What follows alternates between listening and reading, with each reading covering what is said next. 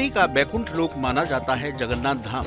शास्त्रों के मुताबिक यहाँ श्री हरि साक्षात निवास करते हैं। इनके साथ ही भगवान कृष्ण का प्रिय धाम है जगन्नाथ। धर्म शास्त्रों के मुताबिक जगन्नाथ धाम का दर्शन करने मात्र से व्यक्ति को सभी पापों से मुक्ति मिल जाती है। साथ ही साधक सभी सुखों का भोग करता हुआ श्री हरि के बैकुंठ लोक में स्थान प्राप्त करता है।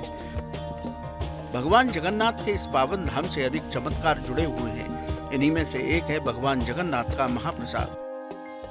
किसी भी तीर्थ में मिलने वाले प्रसाद को सामान्यतया प्रसाद ही कहा जाता है, लेकिन जगन्नाथ जी के प्रसाद को महाप्रसाद कहा जाता है। इस वीडियो में हम आपको बताएंगे कि कैसे तैयार होता है भगवान जगन्नाथ का महाप्रसाद, क्यों कहा जाता है उसे महाप्रसाद। मान्यता है कि भगवान जगन्नाथ का भोग मां लक्ष्मी की देखरेख में तैयार होता है।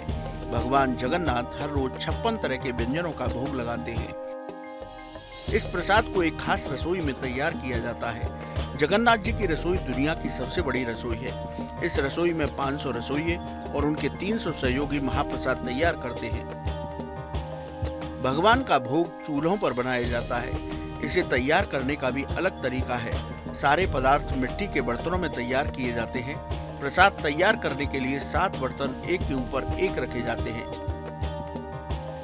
सबसे ऊपर वाले बर्तन की सामग्री सबसे पहले तैयार होती है, उसके बाद नीचे के बर्तन की। यह भी किसी चमत्कार से कम नहीं है। मंदिर की मान्यताओं और परंपराओं के मुताबिक महाप्रसाद तैयार होने के बाद सबसे पहले इसका भोग माता पार्वती को लगाया जाता है।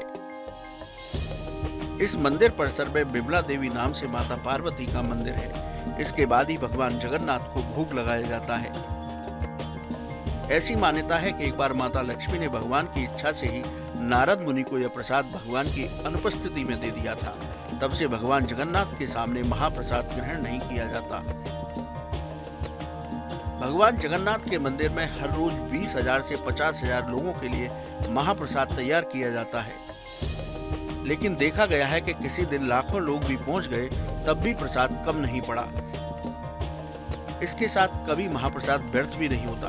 कहते हैं जैसे ही मंदिर के कपाट बंद होते हैं, वैसे ही महाप्रसाद पूरा समाप्त हो जाता है। शास्त्रों के मुताबिक जो व्यक्ति इस महाप्रसाद को खा लेता है, उसके जीवन के सारे कष्ट समाप्त हो जाते हैं। उसके मन में भगवत भक्ति का संचार होने लगता है। कैसी लगी आपको हमारी ये जानकारी?